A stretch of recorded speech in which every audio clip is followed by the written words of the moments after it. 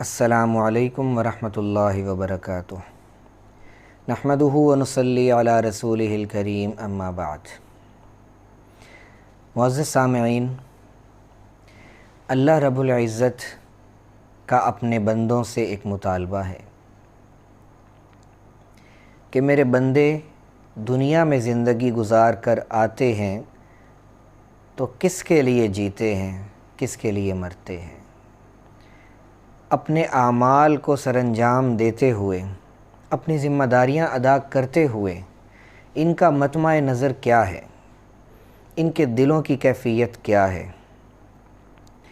اسی کو بتاتے ہوئے قرآن پاک میں ارشاد ہے،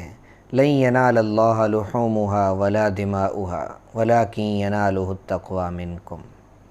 کہ اللہ تعالیٰ تک تمہارے گوشت جنہیں تم اللہ کی راہ میں قربان کرتے ہو، ان جانوروں کا خون اور دیگر قربانیاں یہ نہیں پہنچتی، وَلَٰكِن يَنَالُهُ التَّقْوَىٰ مِنْكُمْ، ان اعمال کو کرتے ہوئے جو تمہارے دلوں کی کیفیات ہیں، تمہارے دلوں میں جو اللہ کی ذات کا تعلق ہے، تمہارے دلوں میں اللہ کی ذات کے ساتھ جو لگاؤ ہے، اور ان اعمال کو کرتے ہوئے دل میں وہ کیا کیفیت ہے کہ کس کے لیے اس عمل کو کیا جا رہا، یہ بات اللہ تک پہنچتی ہے۔ معزز سامعین، ایک انسان چھوٹا سا عمل کرتا ہے لیکن اس عمل میں نیت اللہ کو راضی کرنے کی ہے، تو محترم سامعین یہ عمل پہاڑوں پر بھاری، لیکن خدا نخواستہ بڑے بڑے اعمال کر لیتا ہے، ساری زندگی محنت مشقت کر کے اللہ کو راضی کرنے کی کوشش کی، لیکن خدا نخواستہ ان سب اعمال میں نیت منفی تھی، دکھاوے کی تھی یا کسی اور کی رضا کی تھی، تو میرے عزیزو، اللہ تعالیٰ کے ہاں ایسے اعمال کی کوئی حیثیت نہیں، الٹا ایسے اعمال اس شخص کے لیے وبال بن جاتے ہیں۔ صرف ایسا نہیں کہ جزا سے محروم رہے، بلکہ یہ اعمال اس کی پکڑ کا ذریعہ بھی بن جاتے ہیں۔ تو برے اعمال کو اچھی نیت سے کرنا لا حاصل ہے، اس میں نیت کا کوئی عمل دخل نہیں،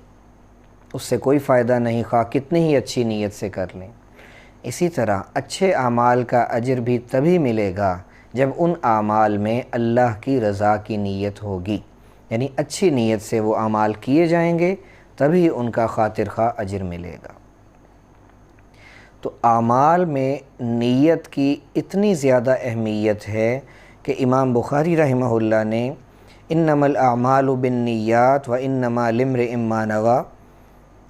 اس حدیث مبارکہ کو اپنی صحیح میں سب سے پہلے ذکر فرمایا۔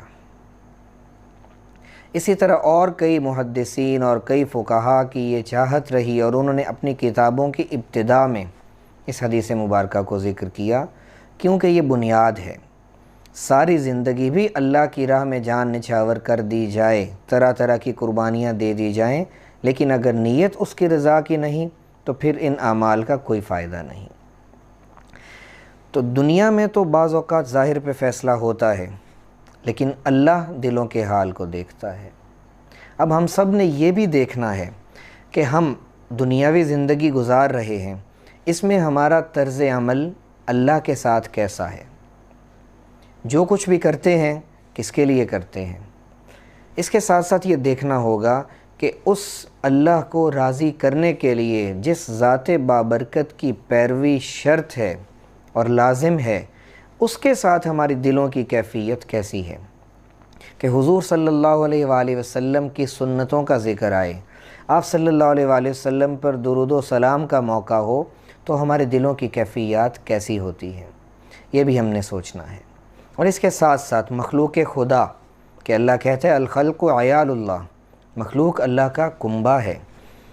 اس میں یہ بات سمجھائی گئی کہ جیسے کسی کو اپنے کنبے کے ساتھ لگاؤ ہوتا ہے تو مخلوق خدا کے ساتھ اچھا برتاؤ،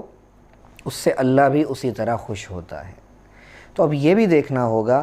کہ مخلوق خدا کے ساتھ اور بالخصوص انسانوں کے ساتھ ہمارا طرز عمل، ہمارا برتاؤ کس انداز میں ہے،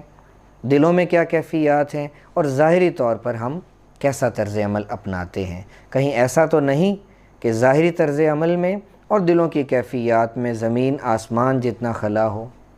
تو یہ ہم سب کے سوچنے کی بات ہے۔ اللہ تعالی ہمیں